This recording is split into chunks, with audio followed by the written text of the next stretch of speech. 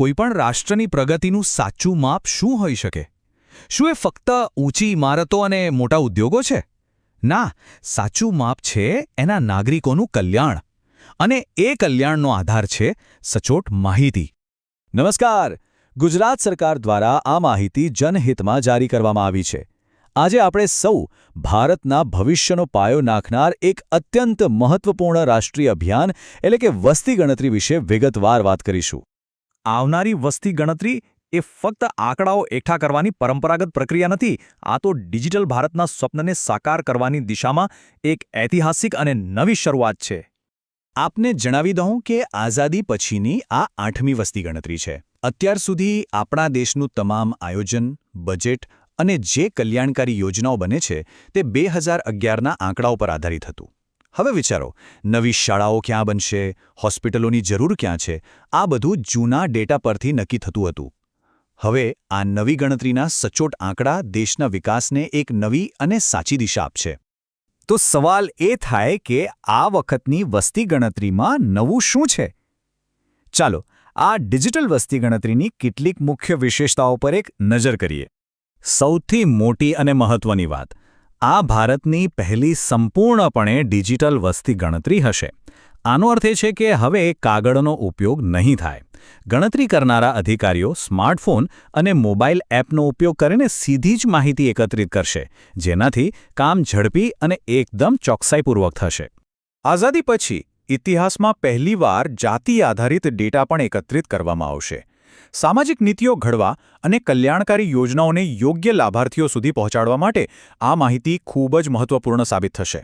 એટલું જ નહીં, દરેક ઘરને ડિજિટલ નકશા પર જીઓ ટેગ કરવામાં આવશે. આ એક ક્રાંતિકારી પગલું છે. આનાથી એ સુનિશ્ચિત થશે કે દેશનું એક પણ ઘર ગણતરીમાંથી બાકી ન રહી જાય અને વિકાસની ગંગા દરેકના ઘર સુધી પહોંચે. ચાલો હવે આપણે એ સમજીએ કે આ રાષ્ટ્રીય કાર્યમાં એક નાગરિક તરીકે આપણે સૌ કેવી રીતે ભાગ લઈ શકીએ છીએ. આ સંપૂર્ણ પ્રક્રિયા મુખ્યત્વે 2 તબક્કામાં થશે, જેનો પ્રથમ તબક્કો એપ્રિલ 2026થી શરૂ થશે. આ તબક્કામાં દેશના તમામ મકાનો અને ઘરોમાં ઉપલબ્ધ સુવિધાઓની ગણતરી કરવામાં આવશે. ત્યાર પછી બીજો તબક્કો ફેબ્રુઆરી 2027માં શરૂ થશે, જેમાં દેશના દરેક નાગરિકની ગણતરી થશે. અને હા, આ વખતે ઇતિહાસમાં પ્રથમવાર નાગરિકોને સ્વગણતરીનો એક અનોખો વિકલ્પ આપવામાં આવ્યો છે. આ સુવિધા હેઠળ આપ જાતે જ સરકારી પોર્ટલ પર જઈને પોતાના પરિવાર અને ઘરની વિગતો ઓનલાઈન ભરી શકશો. અને જો કોઈ નાગરિક સ્વગણતરીનો વિકલ્પ ન અપનાવે તો ચિંતા કરવાની કોઈ જરૂર નથી. સરકારી ગણતરીકાર મોબાઈલ એપ સાથે આપના ઘરે આવશે અને તમામ જરૂરી માહિતી એકત્રિત કરશે. આ સુનિશ્ચિત કરવામાં આવ્યું છે કે કોઈ પણ નાગરિક આ પ્રક્રિયામાંથી બાકાત ન રહી જાય. હવે એક સૌથી મહત્વપૂર્ણ મુદ્દા પર આવીએ, માહિતીની સુરક્ષા. સરકાર માટે દરેક નાગરિકની અંગત માહિતીની સુરક્ષા એ સર્વોચ્ચ પ્રાથમિકતા છે. એક વાત ખાસ યાદ રાખશો, વસ્તી ગણતરી માટે આવનાર કોઈ પણ અધિકારી આપની પાસેથી Aadhaar card number, PAN card number કે પછી બેંક ખાતાની વિગતો ક્યારેય નહીં માંગે. અને કોઈ પણ પ્રકારનો ઓટીપી આપવાનો નથી. જો કોઈ આવી માંગણી કરે તો તરત જ સાવચેત થવું. આપ દ્વારા આપવામાં આવેલ તમામ ડેટાને ક્રિટિકલ ઇન્ફોર્મેશન ઇન્ફ્રાસ્ટ્રક્ચર તરીકે વર્ગીકૃત કરાયો છે. આ બધી જ માહિતી અત્યંત સુરક્ષિત સરકારી સર્વર પર સંગ્રહિત કરવામાં આવશે. આપની માહિતી સંપૂર્ણપણે ગોપનીય અને સુરક્ષિત રહેશે, તેની ખાતરી સરકાર આપે છે. હવે ખાસ કરીને ગુજરાતના નાગરિકો માટે કેટલીક મહત્વની તારીખો છે. આપ સૌને વિનંતી છે કે આ તારીખો ખાસ નોંધી લેશો.